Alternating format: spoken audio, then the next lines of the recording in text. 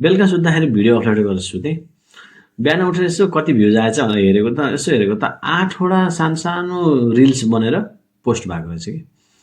मलाई थाहा थिएन त्यो विषयमा। त्यो भिडियो चाहिँ 3 मिनेटको थियो। त्यही भएर यस्तो मैले जस्तै ठ्याक्कै मलाई जस्तै कसैलाई पनि नपरोस् भन्नको लागि मैले एउटा सानो भिडियो बनाएको छु। प्लिज हेरिदिनु होला। है पुरा हेरिदिनु होला है।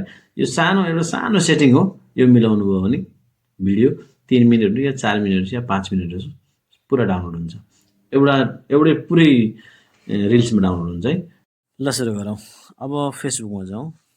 फेसबुकमा गइसकेपछि यहाँ प्लसको चिन्हमा क्लिक गरौँ साथीहरू र रिल्समा।